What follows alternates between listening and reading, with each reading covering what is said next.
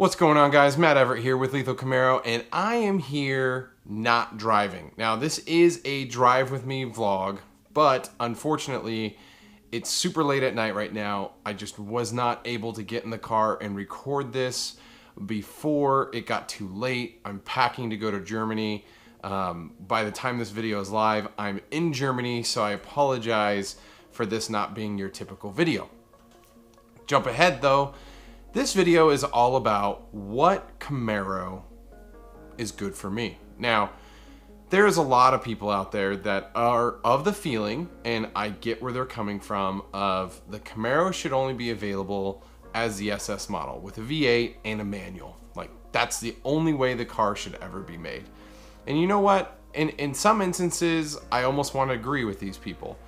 But in other instances, it's if GM or any company was to focus just on that style of car, we would not have that car because there's just not enough people out there to buy them to make that profitable to produce that style of car.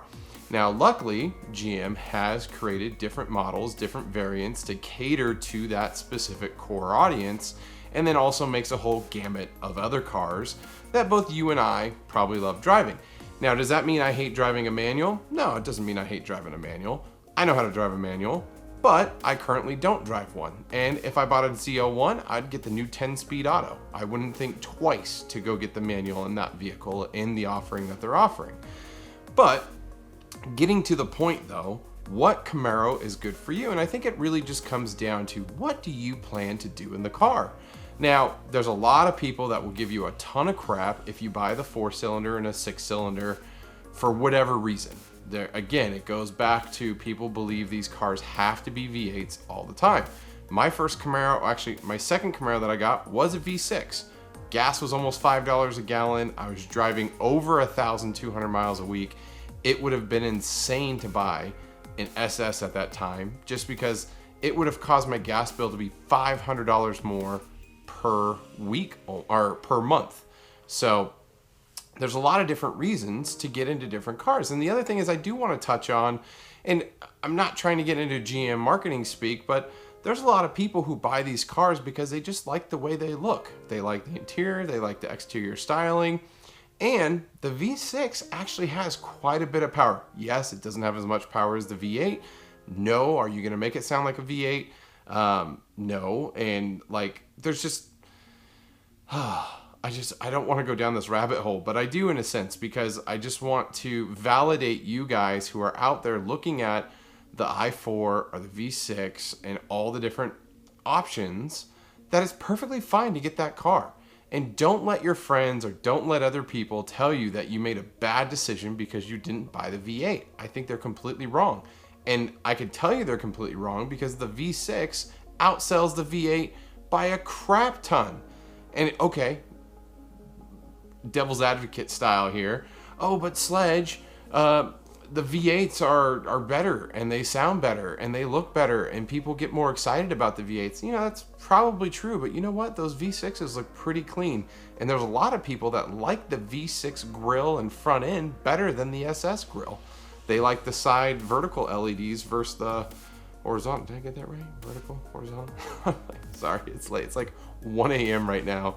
I'm running. I went to bed last night at 2:30 a.m. Woke up like at 5 a.m. for me. God, it's crazy.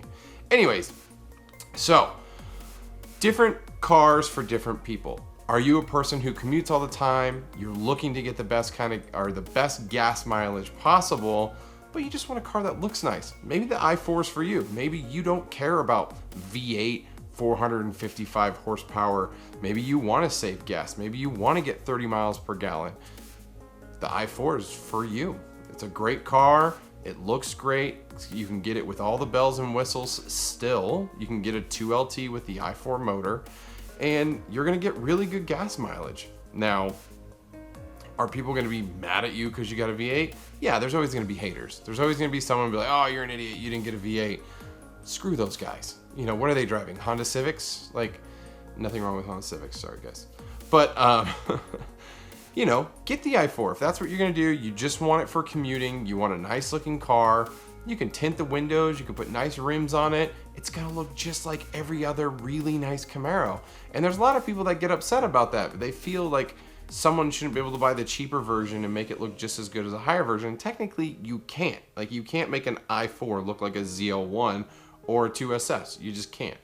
But that being stated, you know, what are some of the other reasons that you get it? Like, maybe some people do like a little bit of power, or maybe they're just not used to the power of a V8, and a V6 is right up their alley. Now, the current V6 has more horsepower than the Gen 4 Camaro SS. Now, that was how many years ago? That was quite a few years ago. You're talking 14 years ago, SS, high performance car. People rant and rave about these cars to this day, and the current V6 has more horsepower than that, stock, off the lot. Now, is that a reason to get it over a V8? No, I don't think so. But for people who are looking for a car that has a little bit of power, like, you want to be that guy, like, hey, when I want to pass that guy on the freeway, I want to be able to do it in style, that V6 is going to get the job done. Now, it also can get fully loaded with the 2LT package, and on top of that, you can step into the 1LE package with that car now for the 2017 model year and be able to get a car that not only is a V6 that has the upgrades for the 1LE and styling, but you get upgraded suspension, upgraded brakes, better interior. You get some pieces on the outside, like a spoiler and the dovetail spoiler and the front splitter. Sorry, I'm getting my verbiage mixed up. It's a great car, and it's like a $4,500 package add-on that you can add either to the 1LT or the 2LT. It's a great little car to have. It'd be fun on the track if you want to go out, maybe a couple weekends a year. Just a fun little car, and you don't have to worry about getting into too much trouble. Now, for those of you out there who just want the power, want, you know, to go fast, want to go to the track, want to go to the drag strip, you want to do all that stuff, the V8's for you. You know, if you want a track specific car, then that 1SS with the 1LE package is totally for you. They are building that car specifically for you. And it's gonna be great. It's got upgraded suspension, you got mag ride, you got the upgraded brakes, you got all the track bits, it has the performance suspension that lowers it a little bit. Just overall, it's a $6,500 package on the 1SS. You cannot get the 1LE in the 2SS package. Sorry, got bugs crawling on me.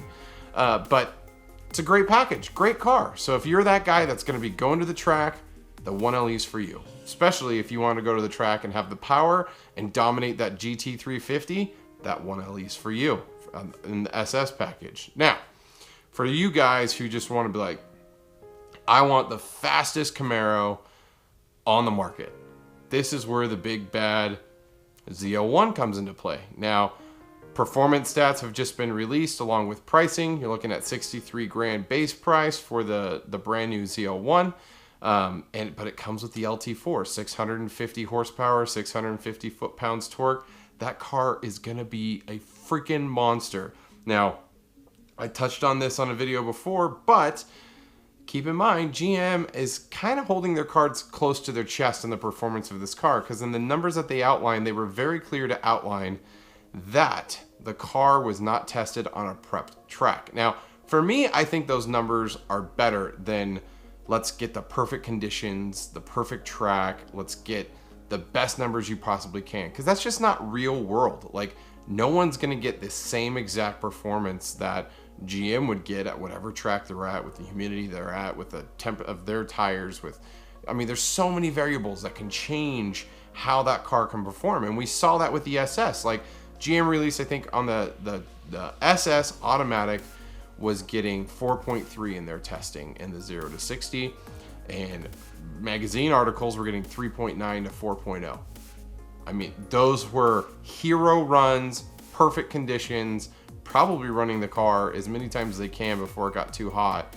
But they were seeing like almost a half second faster time in the quarter mile, or in the 0 to 60. And even in the quarter mile, they were getting, 0.3, 0.2 faster runs. Now, if that's going to be the same case for the ZL1, you're going to see a car that's in the sub 3.0 0 to 60s, and you're going to see a car that's running basically 11-second quarter miles. That's insane.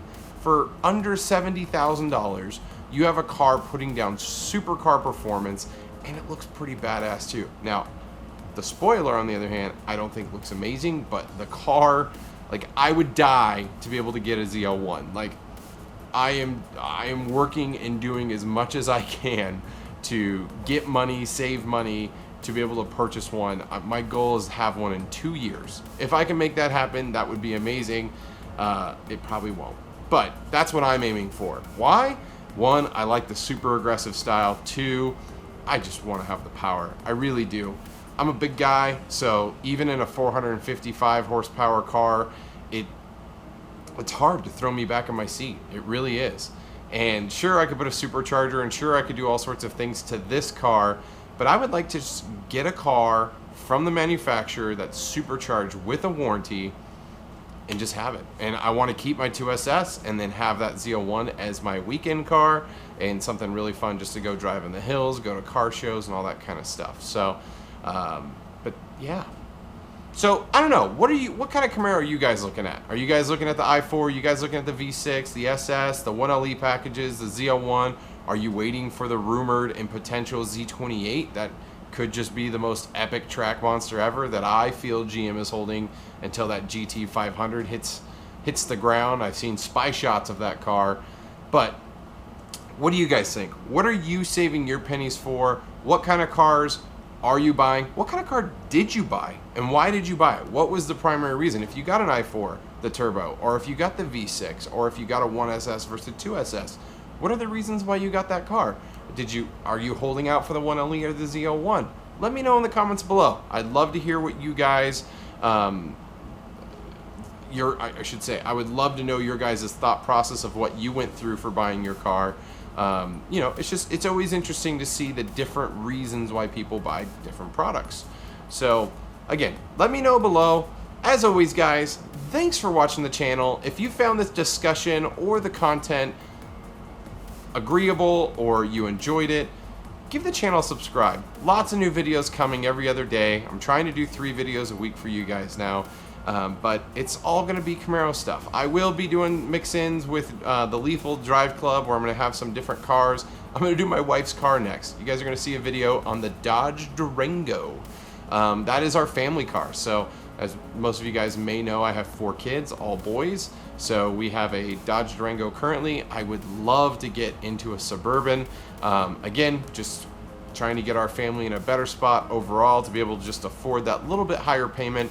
That was the primary reason why we went with the Durango, because it was affordable, it met our budgets, and still allowed us to put tons of money into savings and all that great stuff. So again, different reasons why people buy different things. I'd love to own a Suburban, but it's like literally $20,000 more than the Durango that we have, which is a 7-seater and fits our family currently, but our kids are growing up. So look for that video for the next Lethal Drive Club. Tons of install videos coming. Sorry guys, it's been crazy. Work is just off the hook. I am loving every minute of it, but unfortunately it is just sucking my time away from being able to do more install videos and stuff in a timely manner. So I apologize for you guys who have been out there waiting for specific things like the ACS spoiler, or the spoiler and the grill and all the testing videos and all that stuff. They're coming, I swear, I promise. I'm sorry they're taking so long, but thanks for watching the video. Again, those subscribes are worth so much, shares even more so, and likes help keep the channel growing. You guys have been amazing. We've rolled over 7,300 subscribers, which is it's amazing. Just keep it going, man, and I just appreciate all you guys. Some of you guys have been sponsoring the channel. Look in the about section if you want to see all the people who have been helping me purchase products faster. You guys are awesome. All the names are listed there. Thank you for supporting the channel, and look for the RotoFab unboxing once it finally ships. Just waiting for that to come along. I used a lot of the supported funds that have come in thus far to just get me to be able to buy that instantly. So it's coming. We'll have a full review, unboxing, all that great stuff. So, and it's all because of you guys. So as always, thanks for watching, and until next time, I will see you on the road.